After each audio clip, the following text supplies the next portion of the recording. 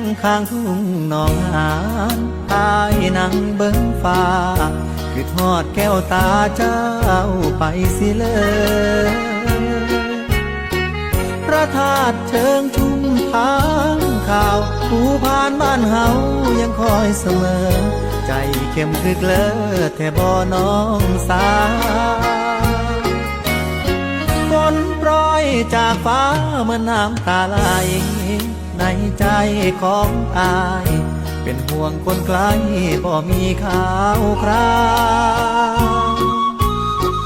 น้ำหลากหนองหานฟูงปลาชวนกันพา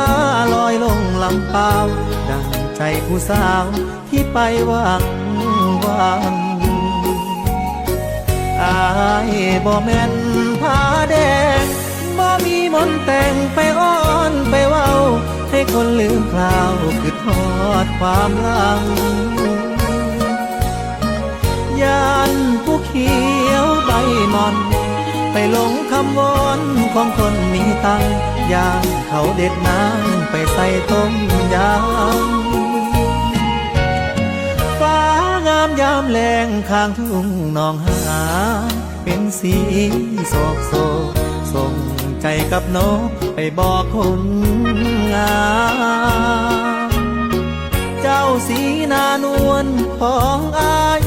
ท่านบ่ลืมไล่หักและถ้อยคำอยากให้กลับลำคืนทุ่งหนองหาน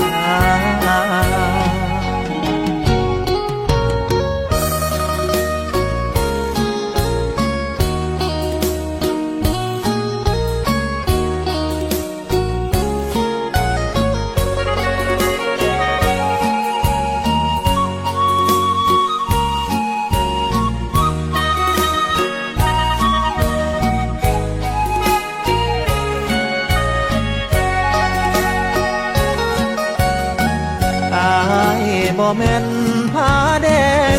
บ่มีมนต์แต่งไปอ้อนไปเว้าให้คนลืมคราวคือทอดความหลังยานผู้เขียวใบมอนไปหลงคำวอนของคนมีตังย่างเขาเด็ดน้ำไปใส่ต้มยำฟ้างามยามแลงข้างทุ่งหนองหานเป็นสีโศกโศกส่งใจกับนกไปบอกคนงามเจ้าสีนานวลของอายท่านบ่ลืมไล่หักและถ้อยคำอยากให้กลับลำคืนทุ่งหนองหาน